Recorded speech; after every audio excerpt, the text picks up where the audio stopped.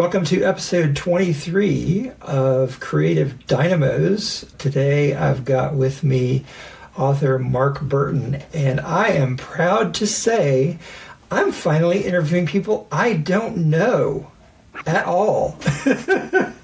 Mark, I think you answered the call that I put out on social media, and I am so glad that you answered the call because I looked at the description of your novel. And it sounds really unique and right up my alley for some weird science fiction. So you wrote Aroughcoune. But before we get into that cryptid goodness, talk to me a little bit about your writing background. How did you get started writing? My first actual formal piece of writing was in the second grade. I was one of those fortunate classes that they wheeled the TV in, and we all got to see the Challenger explode. And they sent us home for the day after that. But then they had us write a little news article assignment. And being topical, I chose that. So I have about somewhere in all this mess I live in here, I have a little 1-paragraph, 2-paragraph wrap-up of what happened with the Challenger. And then I've been writing ever since. I had high school poetry contests that I won, and went on to college at Duquesne, and there I was majoring in English secondary education for a while. And I did a student teaching at a school district, or a student observation. It wasn't a teaching, but an observation at a pretty rough school district full of ninth graders. And it really opened my eyes what teachers battle with on a daily basis. They were dealing with Romeo and Juliet, which in my opinion is one of the easiest Shakespeare plays, and they couldn't get through it. And the teacher was struggling, and there was a look of desperation in his face. And I was like, I cannot do this for the next 30 or 40 years of my life. God love whoever does, because it's needed. It's important work. It's underappreciated work, but it just wasn't for me. So I went right back to the office at the Duquesne, and I changed my major to journalism. And once I got out of school, I wrote for the local Pittsburgh Tribune-Review for about 4 years, did about 4.5 years in nonprofit corporate marketing, and then went to work for a magazine publishing company for the last 14 years. And COVID kind of terminated that for me.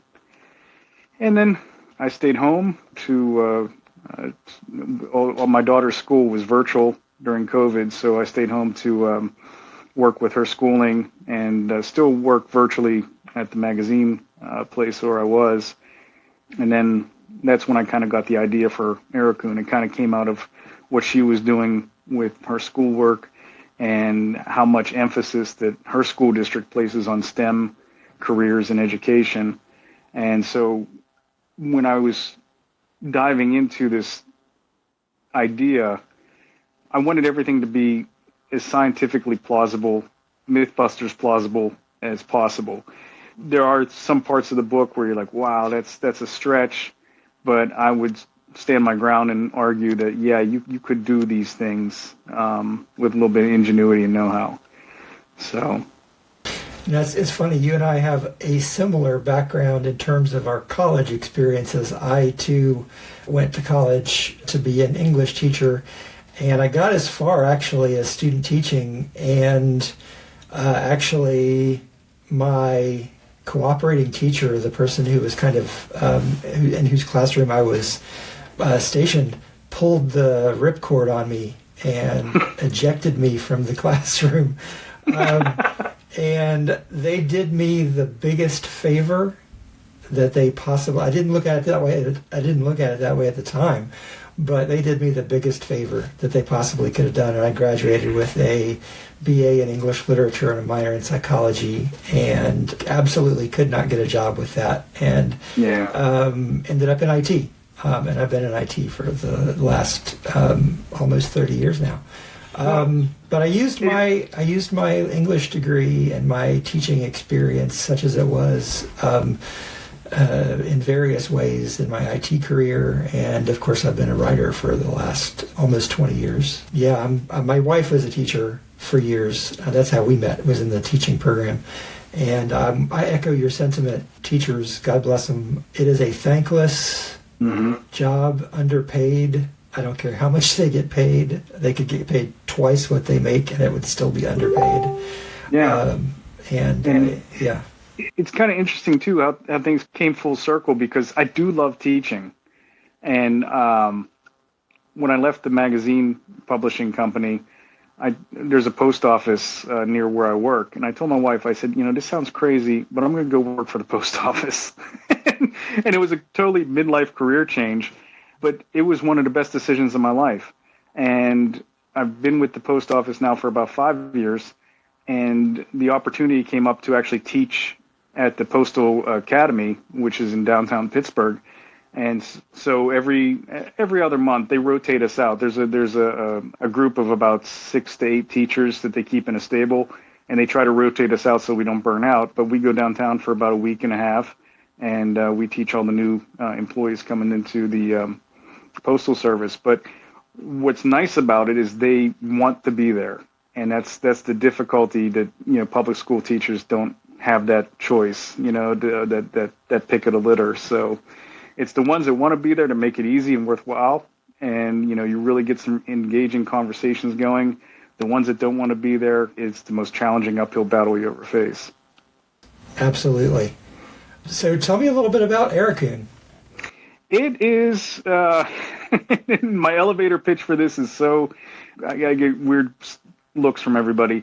It's a genetically modified rabid raccoon that takes over a state park in western Pennsylvania. There's 2 kids on a camping trip at the park.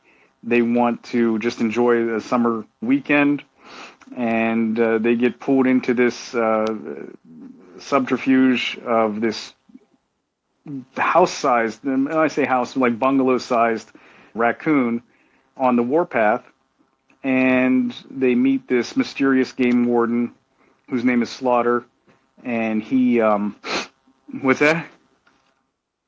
Doug Slaughter, and he followed this thing all the way down from Griswold, Connecticut, and he's been tracking it, and he tracked it to the park. He kind of deceives the kids and tells them that he's the game warden in the park. They're in a park called Aroughcoune State Park, which is totally fictional, but based on some of the multitude of parks we have around Pittsburgh.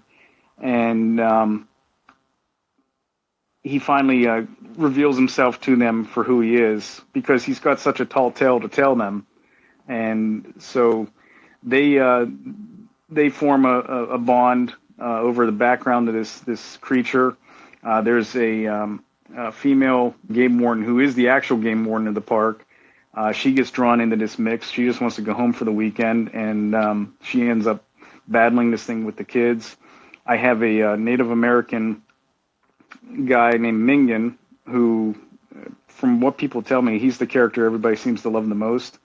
But he lives in the state park on a grandfather clause because his family lived there before it was actually formally a state park. So he was grandfathered in. He gets to live there.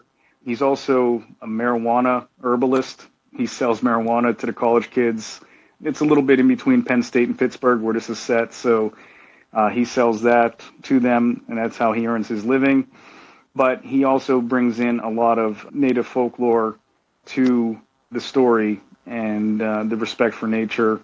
I really went out of my way, and nobody's really called me out on it, thankfully, but I really went out of my way not to appropriate anything.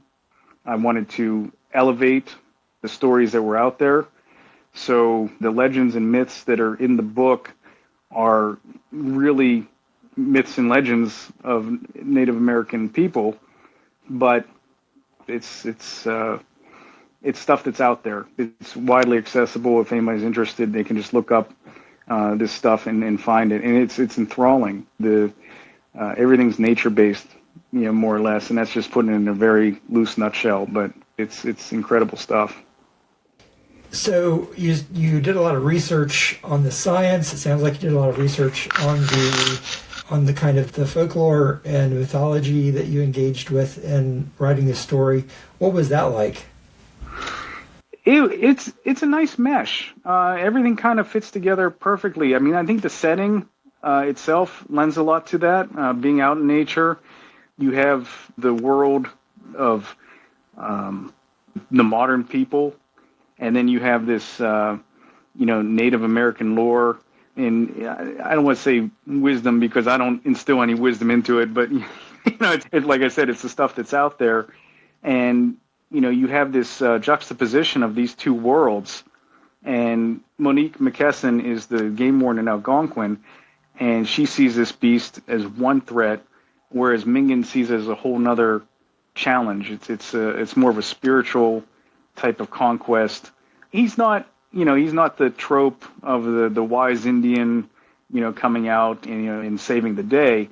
Matter of fact, I think most people would agree that Monique is the actual hero of the story. He does recognize that this is something that kind of bridges both worlds, and because of his popularity, I'm working on the sequel to it, and I decided to bring him back with one of the other teen characters, and it's more focused on those two and this new problem they have to face. Cryptid and monster fiction is really popular. Were you inspired by anything in particular? I'm thinking that sounds like shades of Cocaine Bear and that kind of stuff. But then there's a new Anaconda movie coming out. There's all kinds of giant monstrous animal movies and things like that. Has any of that sparked this story of this giant raccoon? Not really. My childhood basically inspired it, and the stuff I grew up with. Everything in the book is a facet of me. And people say write what you know, and I know myself. I know where I've been. My journalism background has given me some unique perspectives on the world and crime scenes and things like that most people don't get a chance to see. But I grew up with Godzilla, and I grew up with King Kong and the Universal monsters, and Saturday mornings and Saturday afternoons they would play those on our local stations, and that's where I was, in front of that TV watching, Godzilla and Minya and all these all these monsters battling it out. So it was natural to have a monster story. And getting back to what you said about the Cocaine Bear, there was a movie that I saw a YouTube video for, advertisement for, right as the book was in the publishing phase, and it was already sent off to publishing, and I think it was called Raccoon or something, and my heart dropped. I'm like, what is this about? So I actually watched the trailer, and it was a ridiculous film, but I watched the trailer. I'm like, okay, this has nothing to do with my raccoon, but it's the monster movies I grew up with In Search Of with Leonard Nimoy. And, all these unsolved mysteries with Robert Stack and, all these classic shows that they're hard to find now because everything's streaming. There's so much, I think everything's oversaturated. And finding good content like that is really difficult. But, I mean, all these conspiracy theories and things like that were always in my wheelhouse, especially In Search Of. I mean, that stuff really, I was the right age for that. And, it just, really gelled with me. So, if you want something to scratch that same itch, there's this great YouTube channel called The Why Files. Okay. WHY. The guy who does it has been a TV producer and an announcer, so he's got a great voice. His production values are really good, but he tackles those kinds of things with a little bit of a skeptical eye, but also a little bit of an accepting, hey, this, could be real kind of eye. He tries to stay fairly neutral. So he'll spin out whatever story it is, and then at the end he'll be like, this is my opinion, but who knows, kind of thing. It's a great show. I'll check him out, yeah. But yeah, I vibe with everything you're saying.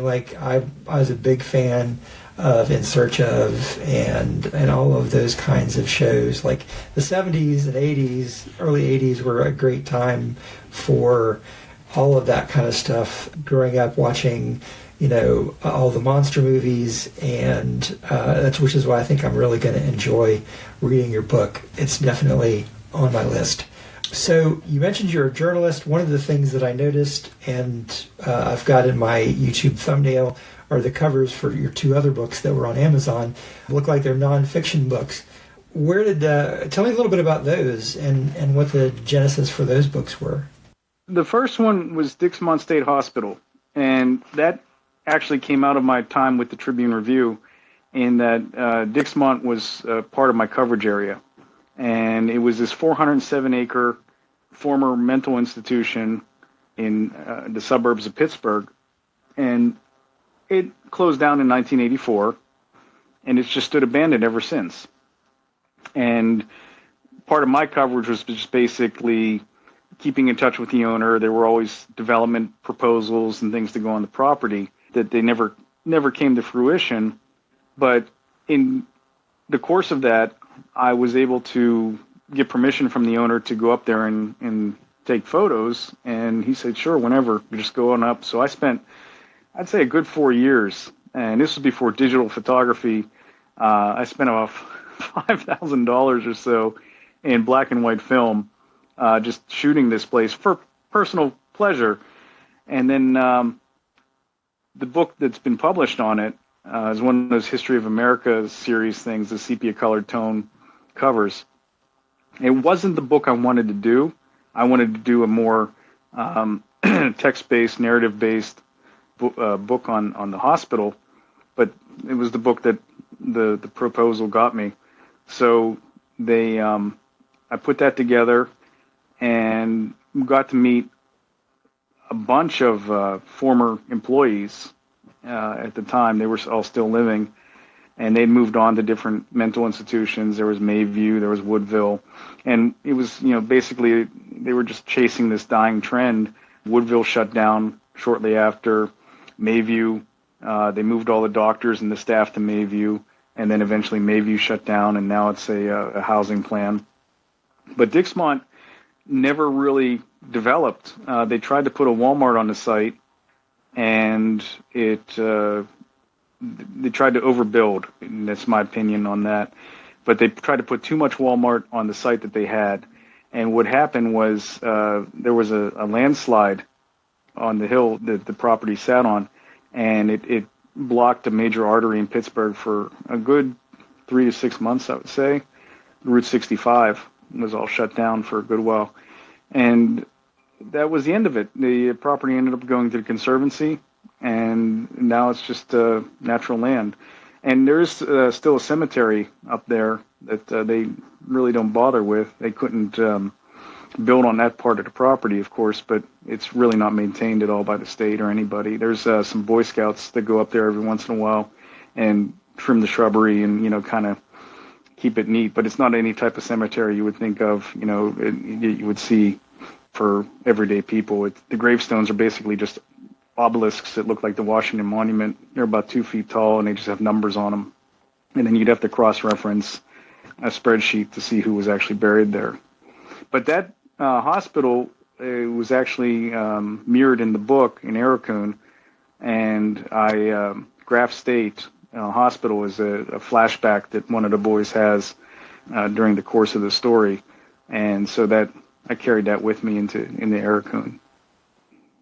It's fun when you can take stuff from your real life and your real experience and carry that over into your fictional projects, and to set your work in places that you're passionate about, places that you come from, because you can really infuse it with your own experiences. Mm-hmm. You set this in a fictional national park. Is there a reason why you didn't set it in a real park setting? Location, like I said, I needed it to be somewhere near State College, where the college kids are. And I needed to be somewhere near Pittsburgh, and the geography just didn't work. And when I started out, I really didn't know how much liberty I would take with the park setting. And every park around here is different. We have McConnell's Mills, which was an old water mill. we have Raccoon State Park, Raccoon Creek State Park, but that's, totally different. I needed components of each one to build the perfect park for the story. So that's why I kind of borrowed from, all the parks that I've been to and put them all together. Makes perfect sense to me.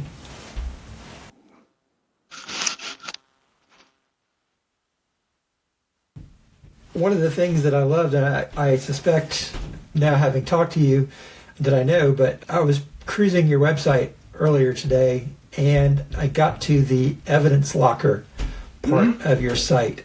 And that was funny and interesting. What inspired you to include that on your website, and how does it connect to your book? There was a period of time when the book was at the publishers, and I was thinking, how do I promote this? What do I do to tease people without giving too much of the story away? And it was right around the time where Google came out with Gemini.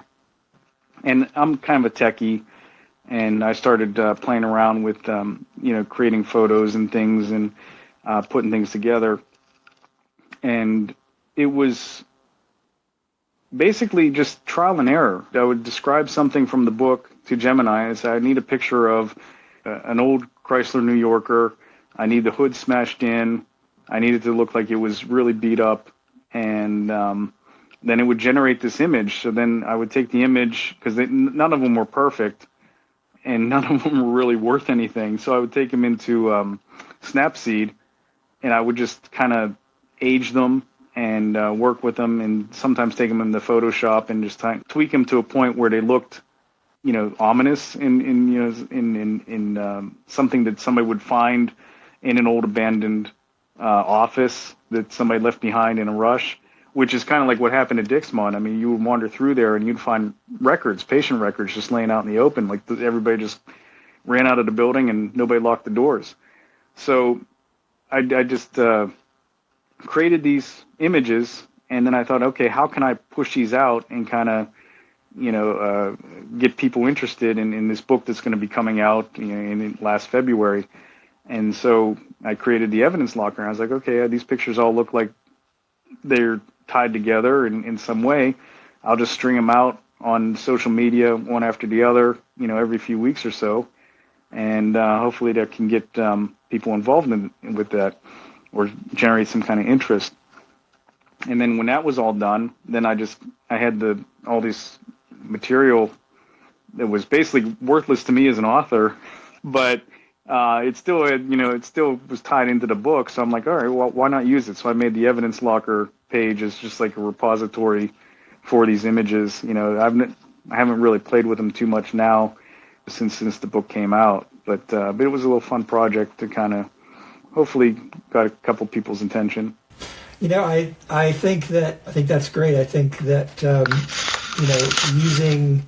using your creative spirit like that to find ways to market your book in interesting ways is not something to be made light of. I mean, it's I think of a friend of mine who wrote a book years ago, and he was writing a book that takes place in a psych hospital, and he put together a few little like physical objects, like a prescription bottle and an ID card, and he mailed those out to people who were like supporters of his, and coming up with he also came up with just like pictures of things, kind of like you did, that added to like the meta narrative of the book. And I think that's great. I mean, that's certainly more interesting than just sharing your book cover 15 times. Yeah, and I hope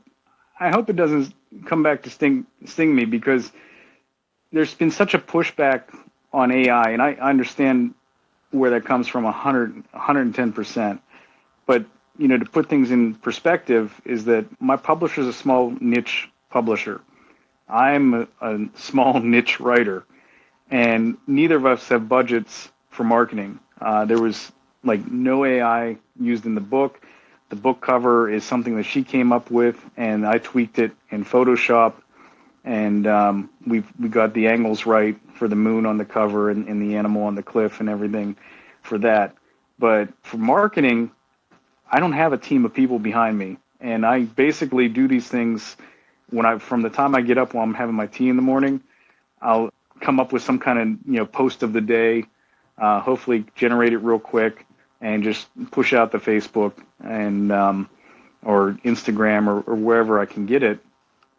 And I literally have an hour between getting up and getting ready for work and getting on with the day. And so it's challenging. I see it as a tool in the toolbox, but I've also read horror stories of people that apparently have books on Amazon that are completely AI written, and I don't understand why somebody would even attempt that, because you're not getting any soul from the author. So I just want... My philosophy, for what it's worth, in an ideal world, every author would have a team of people that they could afford to pay to do things like generate marketing copy and generate marketing photographs and things like that, and we'd be able to afford to buy stock images and things like that. But simply put, we don't, for the most part. And I think that if it's not part of your book, if it's not the cover of your book, if it's not the text of your book, using AI for a purpose like you did to create some images for marketing purposes, I don't see why that would be an issue. It's not an issue for me personally, for whatever that's worth. Yeah. I don't see that as being a problem. It's like I say, in an ideal world, we wouldn't have to do that. But this isn't an ideal world, and we don't have all the resources that we'd like to have. Right.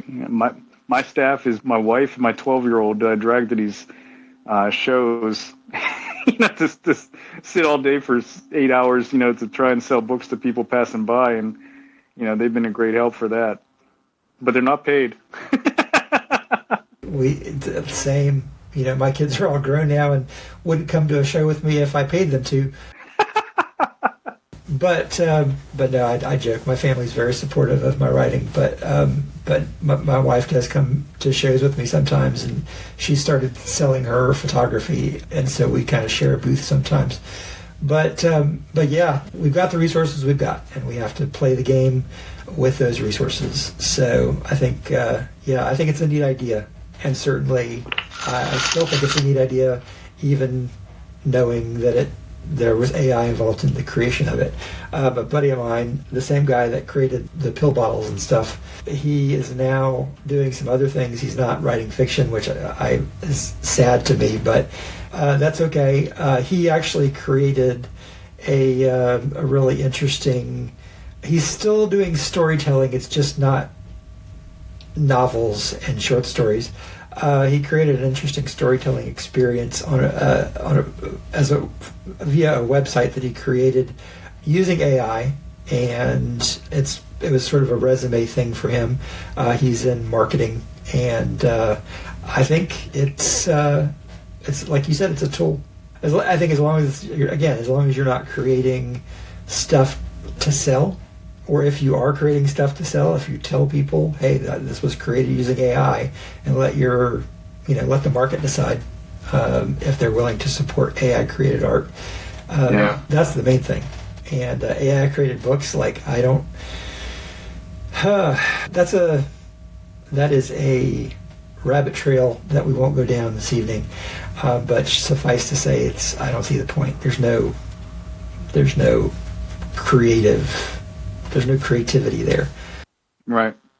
So you mentioned your publisher, and a lot of the authors I have on are independent publishers. They're self-published, but this show is open to authors of all kinds. I did notice that your publisher is in the UK, and you are in the US, and I'm curious as to how that connection happened. How did you get involved with the publisher and it's a small publisher, as you said? How did you get involved with them? It was 100% serendipity. I shopped the manuscript around for about 2 years. I went through, I want to say maybe 25 different agents that I reached out to, and I told my wife, I said, you know what, I'm going to start just going straight to small presses, and I'm not knocking the agents or anything that I dealt with, but because I understand it's a hard sell. I mean, there was a video last week of a raccoon drunk in a liquor store that went viral, and it's like people are seeing raccoons as, you know, these cuddly little things, and you're like, okay, well, here's a horror novel about a giant raccoon, and it's a tough sell, and you know, I understand, you know, why I got the rejection letters I got. So I reached out to small publishers, and, you know, stateside, I wasn't really getting much traction. And I was pretty much just frustrated. I was at the point where I was like, I'm going to put this thing back on the shelf and just let it sit for a year and see what happens, you know, after that. But then I found Roswell Publishing. I believe it was on Facebook. I was looking for independent publishers, and they were listed there, and they said that they were closed for applications. And so I just sent an email out to Ray, she's the publisher. I said, hey, when you guys are back open to submissions again, would you mind, you know, just letting me know? I mean, I'll follow your Facebook page, but if you could shoot me an email or something like that. And it was just a real quick, informal thing. And she got back to me right away, and she said, no, I just had back surgery, and that's why I closed submissions down. If you have something, you know, send it along. So I sent it out, and then she got back to me, and she loves weird fiction, and she loves niche. She has some very niche interests, and she's really big into the Foo Fighters, and, you know, she's done a couple books on the band, and, you know, and she's been extremely supportive and accessible like you wouldn't believe. I mean, we're what, 8.5 hour time difference, you know, so right now she's probably fast asleep, but I mean, you know, she'll get back to my emails in the morning, and we still keep in touch, this whole journey that we've had together since the book came out in February. And, you know, I'll say, hey, I'm doing this. I know you're 2,000 miles away and you can't really do much about it, but I just wanted to let you know that, you know, this is what's happening. And through the social media, she has a really active Instagram account, and she's on Threads and several others. You know, I mean, and she goes out of her way to, you know, promote, you know, what we're doing over here. All of our authors, you know, not just me. She's constantly just being our biggest cheerleader and getting the word out. And, you know, that's been just such a refreshing and amazing experience to have in a field that is so crowded and competitive and gatekept. You know, there's a lot of people writing exceptional stories that are really bizarre. And, you know, you look at other horror writers, like Jack Ketchum, you know, comes to mind. One of my favorites, you know, but if you were to put out something like The Girl Next Door today, would it even be looked at by the market? And it's such a, what's the word? I mean, it's such a gripping piece of fiction based on a true story, but it's he does something to you as a reader. He makes you voyeuristic and complicit in these crimes that are going on in the book.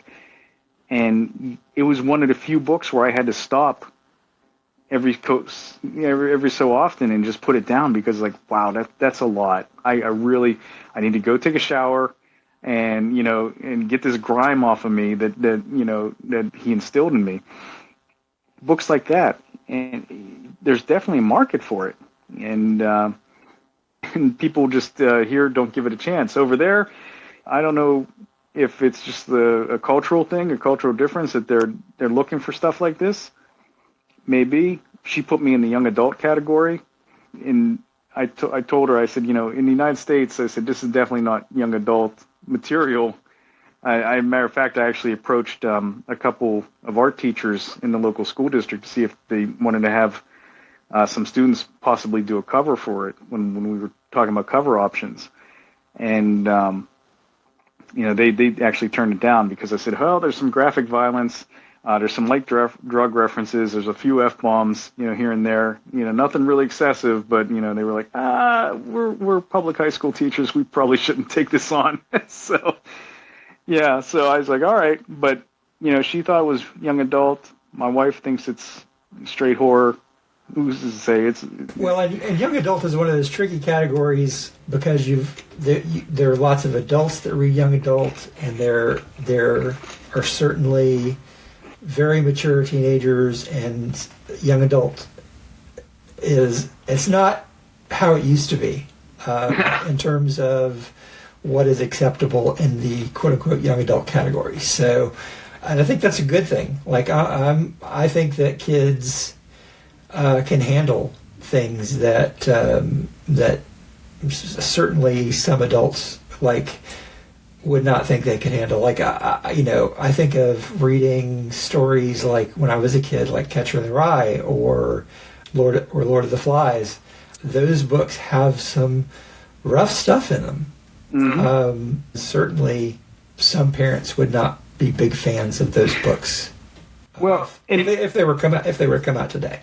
Yeah, and old guys like us, we remember you go into B. Dalton or somewhere, and the only game in town was Stephen King if you wanted a horror novel. And me too. I mean, I'm reading Cujo when I'm I'm probably 9 or 10, and I went back and reread it, and I'm like, whoa, But now, granted, I come from a single parent household. My mom raised me, and a lot of stuff went under the radar. But yeah, I mean, it's like, definitely, it's like I was ingesting some literature that was definitely questionable at the time for my age level. I was reading Clive Barker when I was 14. And I love Clive.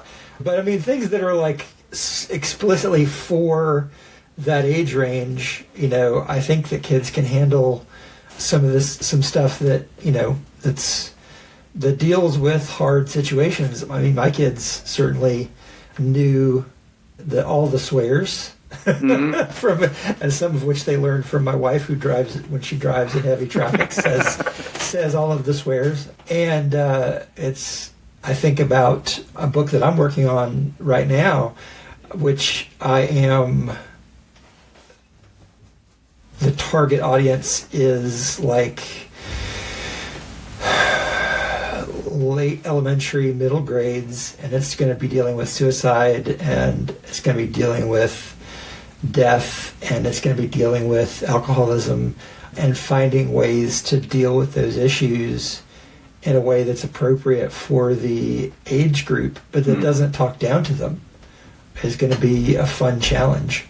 Basically, I don't know how familiar you are with Neil Gaiman, but I have a children's character that is equal parts Death from The Endless and Michael from Highway to Heaven, and she's a stuffed rabbit, and so I guess you could throw the Velveteen Rabbit into the mix, and yeah, I'm gonna be dealing with some pretty hard stuff, and I think that's okay. Yeah. So your book being young adult, in the young adult category, according to your publisher, hey, if they're fine with it. Yeah.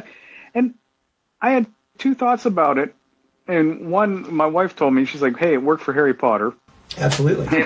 I was like, okay, that's really super optimistic. I mean, the Death Eaters. Yeah.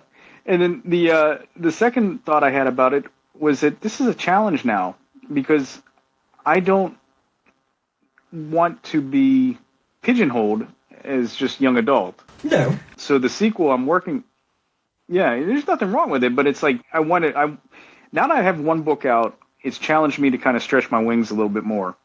And the sequel to Aroughcoune goes in a 180-degree opposite direction. It's taking place directly in Pittsburgh, in the surrounding suburbs. It's more gritty.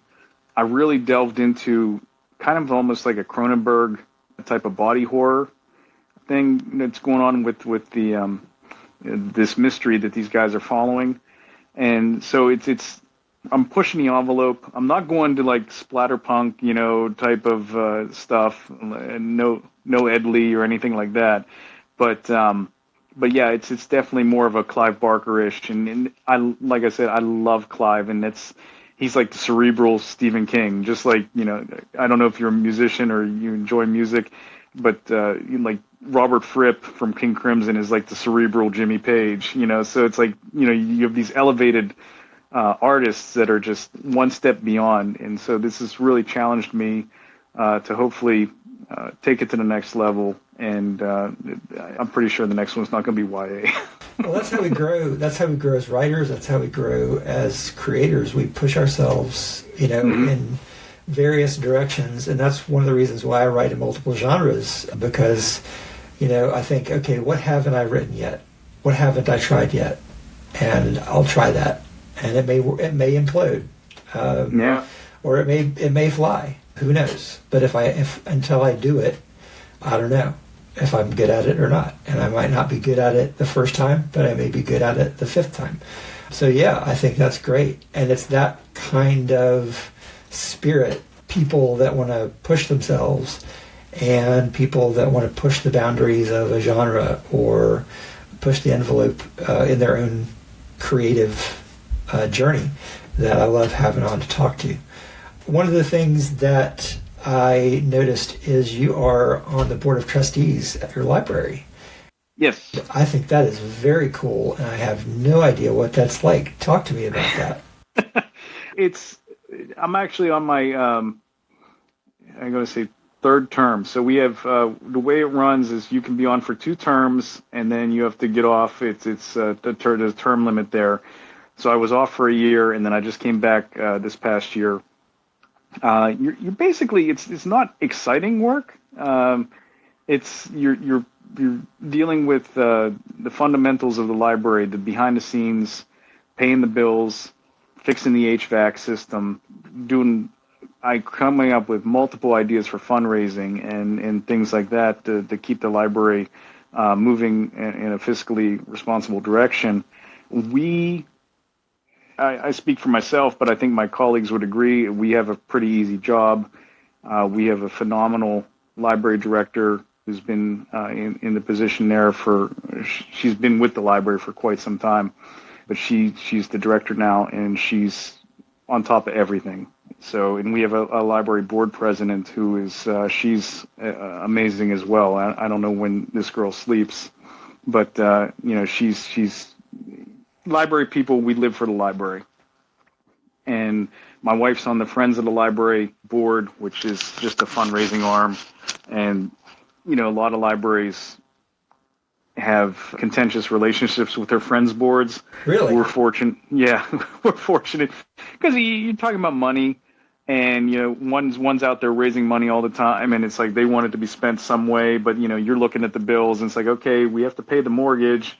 And we also have to replace all the carpeting in the building. And the carpeting's not a sexy project, but it has to be done.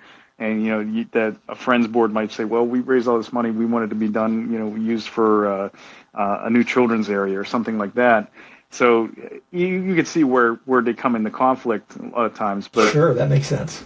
We have a phenomenal relationship with our friends board. They're always stepping up and coming up with really creative new ideas to use the library in ways that people generally don't think of. We have a Halloween event at the library where we have people come in, just all volunteers, and they set up like a little mini haunted house in the stacks for the kids. And I dress up as a werewolf because there's not much you can be with a beard as long as mine. Sure.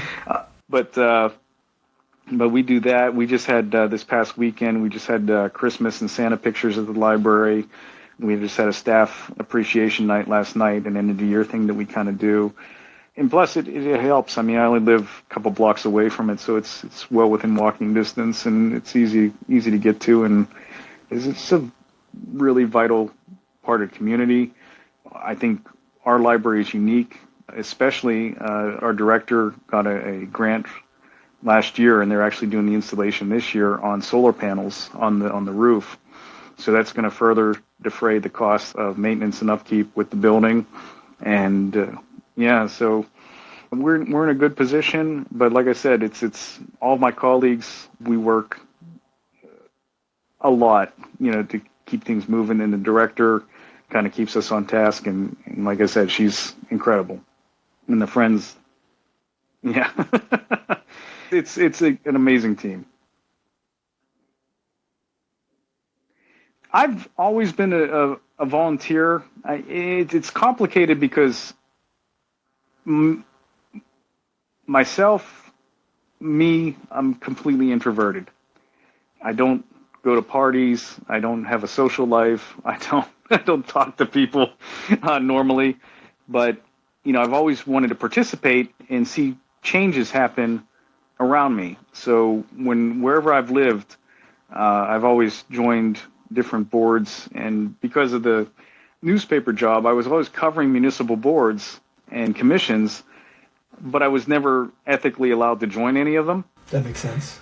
When I left the newspaper, I joined, I started out with the Moon Township Cable TV Advisory Committee, and I served on that for a couple of years, and that was just basically your local cable access channel, overseeing that. Learned a lot there. Then I went on to the Moon Planning Commission and sat on that board for a while.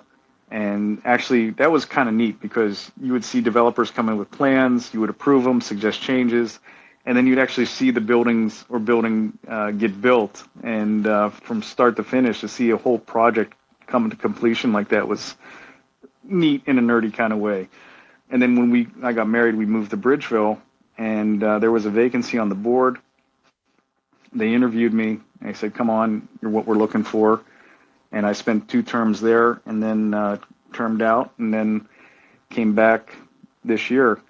But I was there all during COVID, and I think that was a crucial time to really support the library in all the shutdowns we were going through and everything like that, giving guidance. We had a lot of debates on who should be wearing masks, and what should the hours be, and how do we deal with this, and social distancing. And we had to really put the nose to the grindstone and come up with policies for all this stuff, so that we could still function as a library for the community, but still keep the staff safe. And I was always 100% behind the staff, no matter what. It's like, your safety comes first. I was working in the post office by then. And the post office mantra is, safety begins with me. Safety is such a huge thing in the post office, and I borrowed some of that philosophy. And I was like, you know what? Our staff is what makes this whole building special, and we got to protect them and meet them at their comfort levels. We didn't mandate that anybody wear masks, but we were like, you know what? If the staff wants to wear a mask, and then there was so much backlash at the time against mask wearing and stuff like that. It was like, you know what? If they want to wear it, let them wear it. If they're comfortable not wearing it, that's fine too. But, it's like, let's let everybody be comfortable during this really uncomfortable time period where everybody's cheese got moved and some people handled it better than others. So, absolutely. That's awesome. I'm a big believer in volunteering for things and getting involved with your local community. In fact, I work for the city that I live in, and in their IT department, and I've been working for the city for 8 years now, and seeing how the sausage gets made has actually been super encouraging in my case. And so, yeah, and we have things that we do, like you as a citizen, you can take it's a sort of class, quote unquote, where you can come and see how things get done and learn about sanitation and do a ride along with the cops and just all kinds of different things. And we have a very active city council and yeah, and it's not perfect, but that's really cool they do that though. That's stuff people really need to see to appreciate who's into all this stuff. Yeah, and that's what I've learned, and having the advantage of working for the city, just seeing some of the stuff in the background has been from an IT perspective. But I've also, they do this course as an employee. You can do this course that basically, if you have an interest in moving up into like a supervisory role, you can take this 6-month course that basically has classroom courses and also a mentorship piece, and they teach you just how everything works, and you learn even more about the inner workings of city government, and it's very fascinating. I highly recommend anybody learn more about your city government and your county government and get involved however you can. Mm-hmm. So anyway, Mark, it's been a pleasure talking to you. Tell our audience how we can find you. You can find me on www.markberton.com. That's my page. I'm on Instagram, Facebook, Threads. The book is available virtually everywhere. If you're an Amazon person, it's on Amazon. If you're a bookshop.org person, it's on Bookshop. Bookshop.org, in case people haven't heard of it before, it's a way that you can actually order books outside of Amazon's ecosystem, and then at the same time support your local bookstore. So we have a local bookstore a couple boroughs over in Carnegie. It's called Woolly Bear, and I order books through there, and it supports them. So you can get it there. I go to various shows around Pittsburgh, Halloween-based shows, horror-based shows. We're, the city of Night of the Living Dead, so there's a big horror community here that is really thriving. So any of those shows, I'll have a vendor table, and you can get them directly from me as well. Awesome. Well, it's so good talking to you, and thanks for coming on. You too. Thank you so much. I appreciate it. Okay. Come on. Work with me here.